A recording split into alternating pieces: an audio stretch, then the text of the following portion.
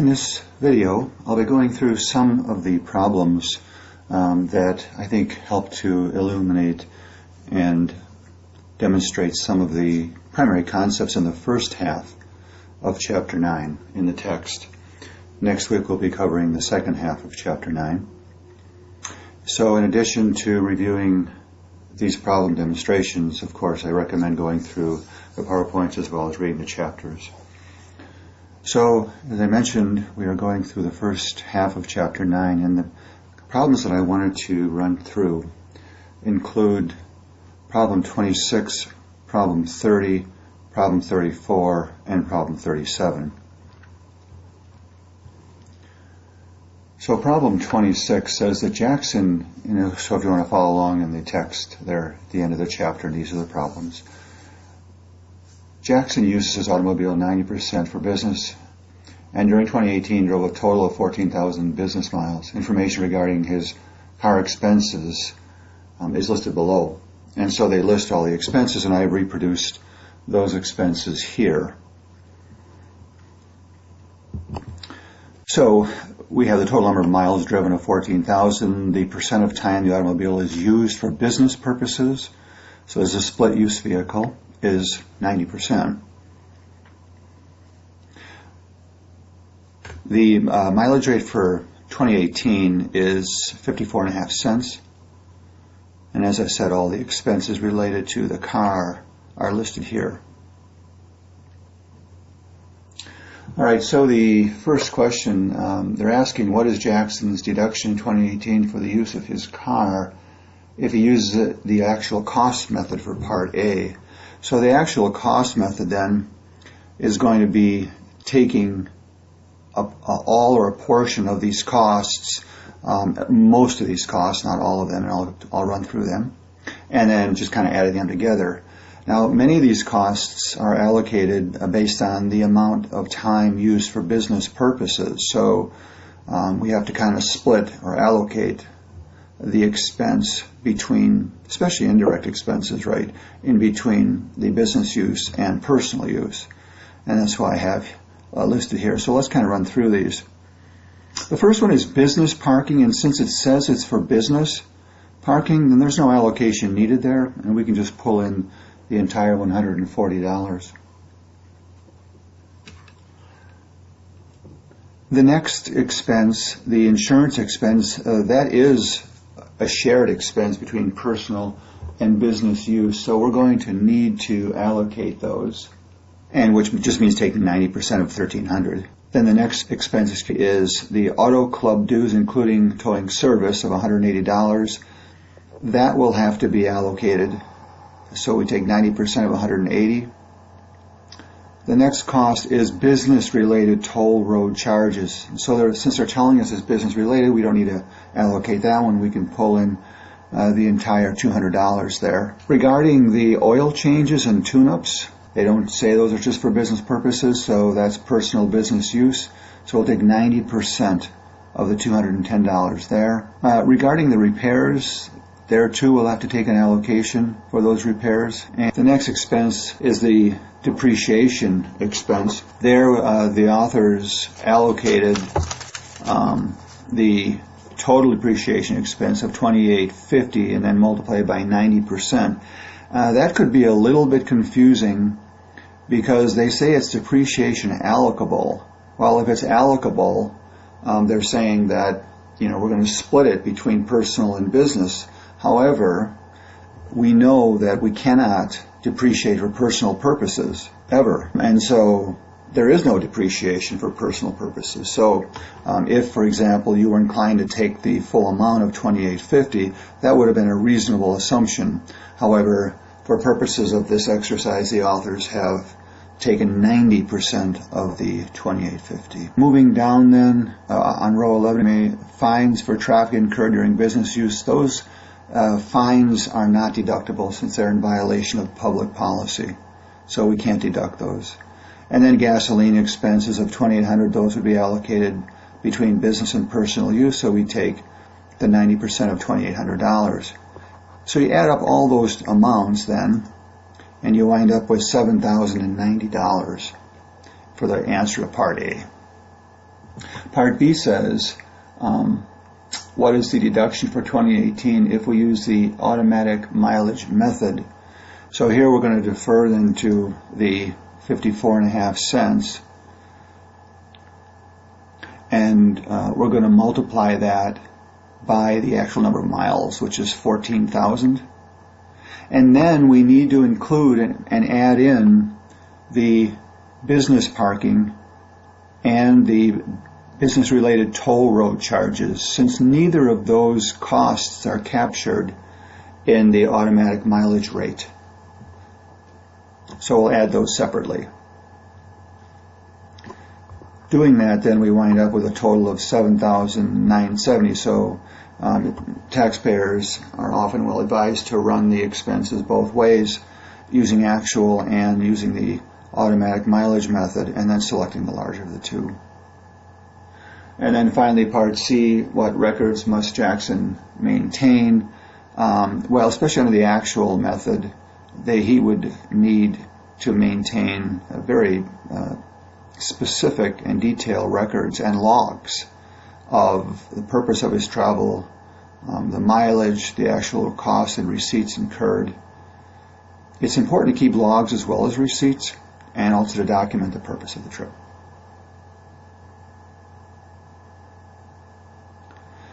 Down to problem number 30.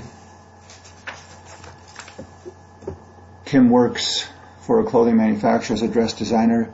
During 2018, she travels to New York to attend 5 days of fashion shows and then spends 3 days sightseeing. Her expenses are as follows. And then she has the airfare listed of $1,500, lodging 8 nights of $1,920, meals, and they got this lodgings for 8 days, meals for 8 days of $1,440, air transportation of $120, and so forth. So they have the expenses listed. I, just for illustration purposes, listed the total days, and then I bifurcated them between the business and personal use days, which are 5 and 3 respectively. And then I did some intermediary calculations in gray, and that was just for me to, for example, get a percentage of business to total time. And of course, the difference between 1 and 62.5% is 37.5% for personal purposes, just to get the allocation down. You know, many students and others and professionals will embed these formulas directly in their answers, but just for illustration purposes, I broke them out here. Amount of airfare applicable for business purposes. Well, here we take the $1,500 directly. So there really was just pulling down the $1,500. As far as the amount of lodging applicable for business purposes, here we would have to multiply the lodging of $1,920 times the 67.5% for business purposes. We do the same thing for the meals. However, we'd have to just take 50% after that. So we're only allowed, once we allocate for business purposes, then we cut that in half, because we're only entitled to take 50% of that for a deduction, business deduction. And then finally, we're going to pull in the $120, which is the air transportation applicable for business purposes.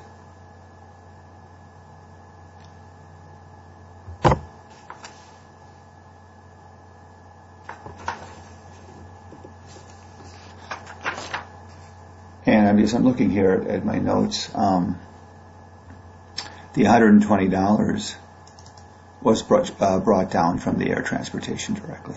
So it was it's just a direct cost. All right, and so after our allocations and direct costs, then the amount that Kim can deduct is just taking the sum or the total of all those partial allocation, partial direct costs. And we wind up then with $3,270.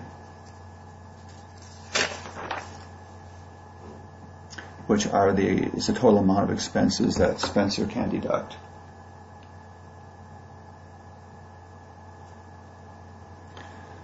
And Part B asks then, would the tax treatment of Kim's deduction differ if she was an independent contractor rather than an employee? There'd be no difference except Because Kathleen, and pardon me, is Kim in this case, because Kim is, in one sense, if she's treated one way as an employee, that would be a deduction from AGI. If it's her own business, however, then it would be a deduction for AGI. So she'd get a little bit bigger benefit if it were her own business, because it would be deduction for AGI.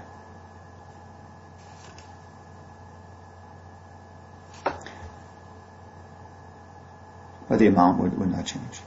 Down to number 34, in each of the following dependent situations, determine how much, if any, qualifies as a deduction for AGI under Section 222, qualified tuition and related expenses. So in Part A, Lily is single and is employed as an architect. During 2018, she spends $4,100 in tuition to attend law school. At night, her modified AGI or MAGI is $64,000. So I've got the amount spent on tuition of $4,100, $64,000 is her AGI for phase-out purposes. And the question is how much can she deduct? In this case, she's under the income threshold, so she doesn't have to worry about phasing out. So now we'll just take the lesser of $4,100 or $4,000, because she cannot take more than $4,000. For Part B, Liam is single and is employed as a pharmacist. During 2018, he spends $2,400. That is $2,100 for tuition, $300 for books to take a course in herbal supplements at the local university. MAGI is $81,000. All right, so now we look and we see, we'll just enter the expenses of $2,100 for tuition, and I broke those out because, as you see, the $2,100 in tuition is an acceptable expense for this deduction purpose. However, as we can see, and oh, by the way, the preliminary amount that she may qualify for is just the $2,100 in tuition. And I only listed that so that we know we cannot include the books. So I just brought the $2,100 down. In this case, however, the amount that qualifies for AGI deduction under Section 222, that should be, copy and pasted an advanced one. It's 222. She cannot deduct any because her income is above the maximum limit. So therefore she gets no deduction under Section 222. Part C is Haley is married and is employed as a bookkeeper. She spends $5,200 for tuition, $900 for books and supplies, pursuing a bachelor's degree in accounting. Her MAGI is $40,000 on the separate return she files. Well, because she's married filing separately, that is another criteria that precludes her from deducting these expenses under Section 222. So she does not get, by filing separately, she does not get any deduction. Part D, John spends $6,500 of his savings on tuition to attend Carmine State College. John is claimed as a dependent by his parents, and so because John is a dependent on somebody else's tax return, then John may not claim the deduction. His parents may be able to claim the deduction subject to income limitations and other things, but certainly John cannot, when he is being claimed by someone else as a dependent, take the deduction. Finally, number 37, where Melanie is employed full-time as an accountant for a national hardware chain. She recently started a private consulting practice which provides tax advice and financial planning to the general public. For this purpose, she maintains an office in her home. Expenses relating to her home for 2018 are as follows. And so she has property taxes of $3,600, interest on the mortgage of $3,800, and operating expenses of the home of $900. Goes on to say in problem 37 that Melanie's residence costs of $350,000 excluding the land, and has living space of 2,000 square feet, 20% of which is devoted to the business. And then they have other details about when the office was placed in service last year. Under the regular method, Melanie had an unused office in her home deduction of $800 for 2017. Presuming sufficient net income for her consulting practice, what is Melanie's office in her home deduction under the two methods of a regular method and the simplified method? So let's look at this a minute. First of all, I'm glad they told us that she has income to cover the expenses, because if she didn't, then under the regular method we would have to only deduct down to the point where there's zero income. It cannot create a loss. These kinds of office expenses can never create a loss. But since they have the income to cover, we don't have to worry about that. So I just listed again the amount of the actual expenses that were just given to us, and as well as the cost of the residence.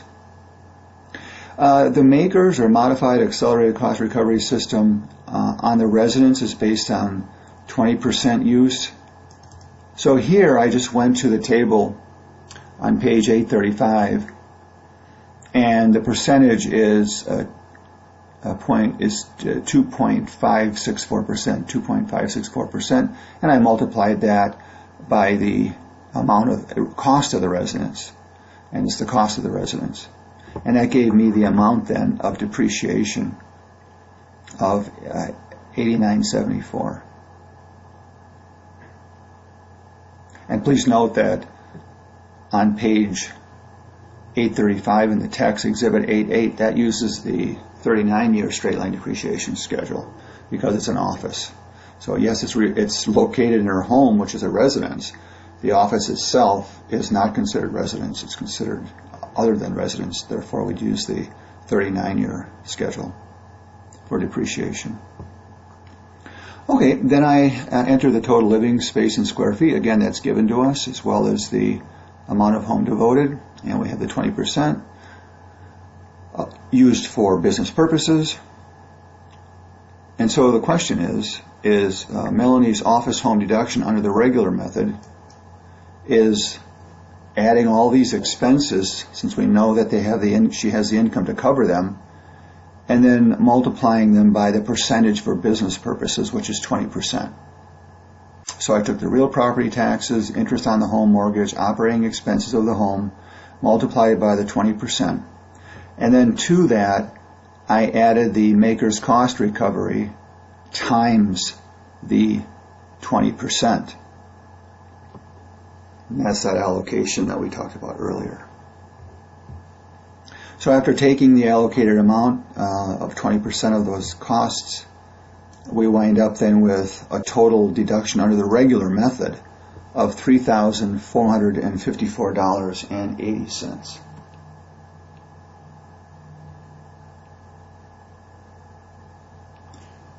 Now, under the simplified method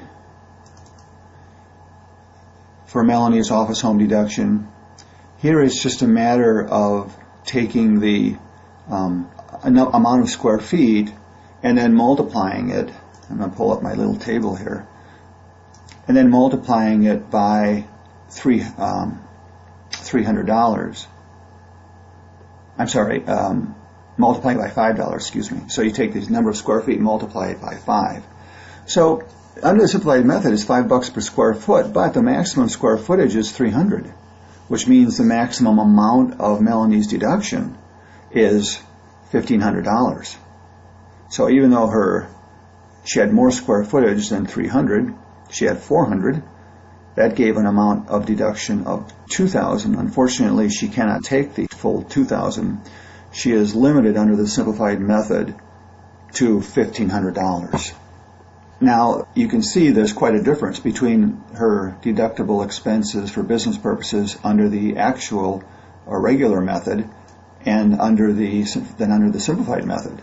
So in most cases, the regular method is favorable, produces more of a deduction. If you have any questions on these or other of the questions and problems in the chapter, please let me know, and the next week we'll cover the second half of the chapter.